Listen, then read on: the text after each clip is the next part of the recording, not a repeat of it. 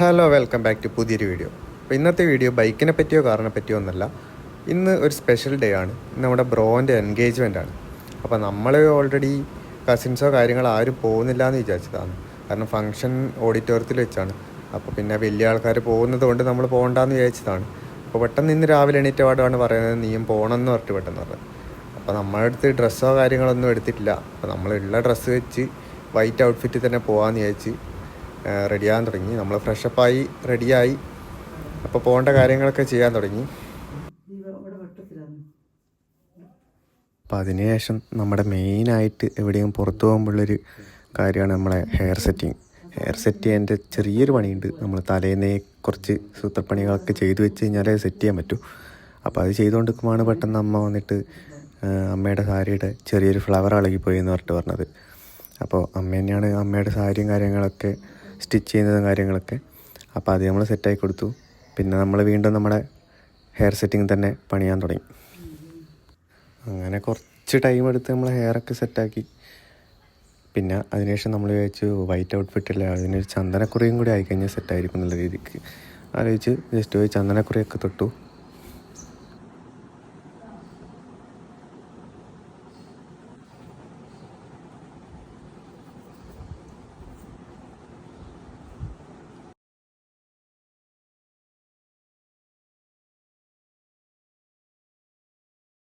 അങ്ങനെ നമ്മളെ ഡ്രസ്സിങ് കാര്യങ്ങളൊക്കെ കഴിഞ്ഞു, ഷൂവും കാര്യങ്ങളൊക്കെ ഇട്ട് കഴിഞ്ഞു. അത് കഴിഞ്ഞ് നമ്മൾ നേരെ കസിൻ്റെ വീട്ടിലേക്ക് പോയി.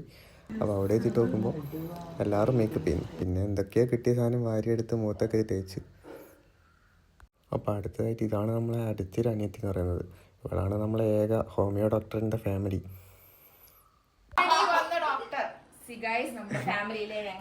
ഏക ഡോക്ടർ, ഹോമിയോ ഡോക്ടർ.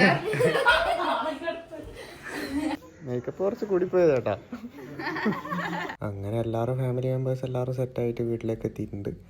അപ്പോൾ നമ്മൾ താഴോട്ട് നോക്കുമ്പോൾ നമ്മളെ ഹാമ്പറും കാര്യങ്ങളൊക്കെ സെറ്റ് ചെയ്തിട്ടുണ്ട്. അപ്പോൾ നമ്മളിനി അടുത്ത് ഓഡിറ്റോറിയത്തിലേക്ക് പോകേണ്ട പ്ലാനാണ്. അപ്പോൾ ഇന്നത്തെ ഫംഗ്ഷനിലെ one of the main character ഇവളാണ്. അപ്പോൾ ഇതാണ് നമ്മളെ ഇപ്പോൾ റീസെൻ്റ്ലി കല്യാണം കഴിഞ്ഞ അടുത്തൊരു അനിയത്തി. അപ്പോൾ നമ്മൾ കാർ പണിയെടുത്തിട്ടാണ് പോകുന്നത്. അപ്പോൾ നമ്മളിപ്പോൾ ആരുമില്ല, എല്ലാവരും ട്രാവലറും കാര്യങ്ങളൊക്കെ ആയിട്ട് ഓരോരോ കാറിലായിട്ടാണ് പോകുന്നത്. നമുക്കിപ്പോൾ ഇത് കഴിഞ്ഞിട്ട് അടുത്തൊരു പ്ലാനുണ്ട്. നമുക്ക് ഇപ്പോൾ അടുത്ത് നമ്മളെ തെയ്യം വരാൻ പോകുന്നുണ്ട്. കുറച്ച് ഡ്രസ്സും കാര്യങ്ങളൊക്കെ പർച്ചേസ് ചെയ്യാനുണ്ട്. അതുകൊണ്ട് നമ്മൾ ഇതിലൊറ്റയ്ക്ക് പോകാനുള്ള പ്ലാനായിരുന്നു.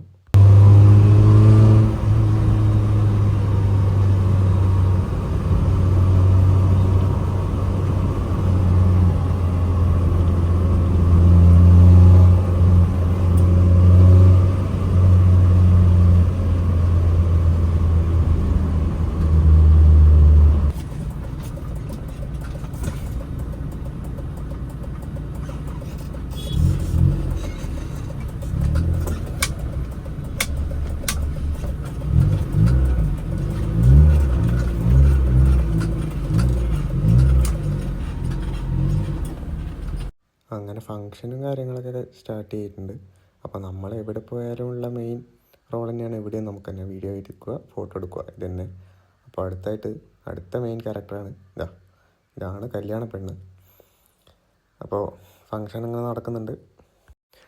അപ്പോൾ അങ്ങനെ ഫങ്ഷനും കാര്യങ്ങളൊക്കെ നടന്നുകൊണ്ടിരിക്കുന്നുണ്ട്. നമ്മൾ ബാക്കിലോട്ടായതുകൊണ്ട് നമുക്ക് പരിപാടി കാണാനും മാത്രമേ പറ്റിയിട്ടുള്ളൂ. ബാക്കി എന്നാ പറയുന്നതെന്നൊന്നും കേട്ടിട്ടില്ല. അപ്പോൾ അങ്ങനെ ഹാമ്പറും കാര്യങ്ങളൊക്കെ കൈമാറി കഴിഞ്ഞു. പിന്നെ അടുത്ത കാര്യം മെയിനായിട്ട് ഇനി എന്തായാലും ഫോട്ടോഷൂട്ടായിരിക്കും എന്ന് നമുക്ക് വിചാരിക്കാം. അങ്ങനെ ഫോട്ടോഷൂട്ട് സ്റ്റാർട്ട് ചെയ്തിട്ട് കല്യാണത്തിന് എടുക്കുന്നതിനകം കൊടുത്ത് എന്നെ കൊണ്ട് അവിടെ നിന്ന് എടുപ്പിച്ചിട്ടുണ്ടായിരുന്നു. അപ്പോൾ അവിടെ നിന്ന് നമ്മളെ ഫാമിലി മെമ്പേഴ്സ് എല്ലാവരും കൂടി ഫോട്ടോ ഒക്കെ എടുത്തു കഴിഞ്ഞു.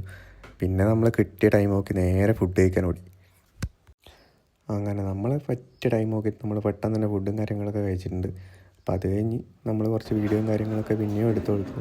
അതിനുശേഷം നേരെ നമ്മൾ ഡ്രസ്സ് എടുക്കാൻ പോകാൻ നോക്കുമ്പോഴാണ് പറയുന്നത് വീട്ടിലെത്തിയിട്ട് കുറച്ച് കസിൻസ് ഉണ്ട്, അവരെ ഫോട്ടോ എടുത്ത് കൊടുക്കണം. പിന്നെ ഒന്നും നോക്കില്ല, നേരെ വണ്ടി എടുത്ത് നേരെ വീട്ടിലേക്ക് പോയി. ഓക്കെ,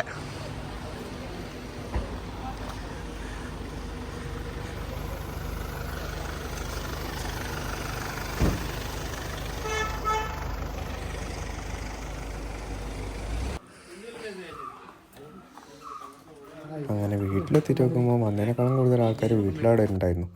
പിന്നെ എന്തായാലും ഫോട്ടോ എടുക്കലും കാര്യങ്ങളൊക്കെ നടക്കില്ല എന്ന് മനസ്സിലായി. പിന്നെ ഒന്നും നോക്കില്ല, നേരെ നിക്കുവാട്ടിനെ അർത്ഥനേച്ചയും കൂട്ടി നേരെ ഡ്രസ്സ് എടുക്കാൻ പോയി.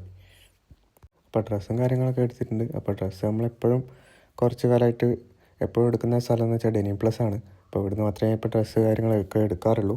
അത് കഴിഞ്ഞ് നേരെ കസിൻ്റെ ഡ്രസ്സ് എടുക്കാൻ പോയി. ഡ്രസ്സ് എടുത്തതിന് ശേഷം നമ്മൾ നേരെ കൂത്തുപറമ്പിലെ main famous juice and shake സ്പോട്ടായ കൂൾ പാലസ് കയറി 2 ബെറി മിക്സ് അടിച്ചു. അപ്പോൾ അത് കഴിഞ്ഞ് വീഡിയോ ഇഷ്ടപ്പെട്ടെങ്കിൽ ലൈക്ക് ചെയ്യുക, ഷെയർ ചെയ്യുക, സബ്സ്ക്രൈബ് ചെയ്യുക.